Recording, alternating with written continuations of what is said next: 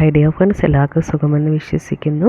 ഇന്ന് പപ്പായ എരിശ്ശേരി എങ്ങനെ ചെയ്യാമെന്ന് നോക്കാം. എല്ലാവർക്കും ഇഷ്ടപ്പെട്ടാലൊന്ന് ചെയ്ത് നോക്കണേ കേട്ടോ. പപ്പായ ചെറിയ കഷ്ണങ്ങളാക്കി അതിലേക്ക് 2 ഏത്തയ്ക്ക, ഏത്തയ്ക്ക ഓപ്ഷണലാണ്. ചെറുപയർ എടുക്കാം, ഒരു ബൗൾ വേണം.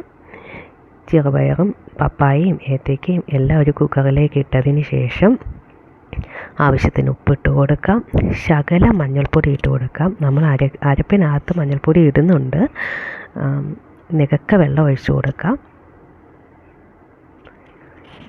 ശേഷം അടച്ച് വെച്ച് ഒരു 5 വിസിലടിക്കുന്നത് വരെ വേവിക്കാം. വെന്ത് വരുമ്പോഴേക്കും തേങ്ങ, ജീരകം, വെളുത്തുള്ളി, മഞ്ഞൾപ്പൊടി, പച്ചമുളക് ഇത്രയും നന്നായി ഒന്ന് ചതച്ചെടുക്കാം. അതവിടെ ഇരിക്കട്ടെ. ചീനിച്ചട്ടി അടുപ്പത്ത് വെച്ച് ചൂടാവുമ്പോൾ വെളിച്ചെണ്ണ ഒഴിച്ചു കൊടുക്കാം. വെളിച്ചെണ്ണ തന്നെ ഒഴിക്കണം. കടുക് ഇട്ട് കൊടുക്കാം. പൊട്ടി വരുമ്പോഴേക്കും ചുവന്നുള്ളി, വെളുത്തുള്ളി, കറിവേപ്പില, ഇഞ്ചി ഇത്രയും ഇട്ട് കൊടുക്കാം.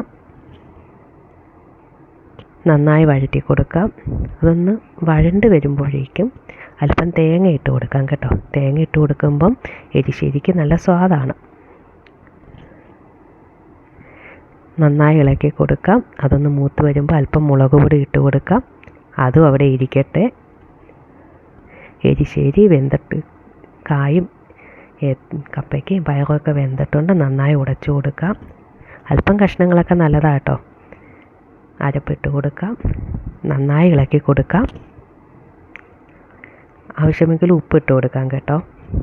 ഒന്ന് ആവി വരുമ്പോഴേക്കും കടുക് വറുത്തതിട്ട് കൊടുക്കാം. സ്വാദിഷ്ടമായ പപ്പായ എരിശ്ശേരി റെഡി ആയിട്ടുണ്ട്. എല്ലാവർക്കും ഇഷ്ടമാണെങ്കിൽ പ്ലീസ് ഒന്ന് സബ്സ്ക്രൈബ് ചെയ്തേക്കണേ കേട്ടോ.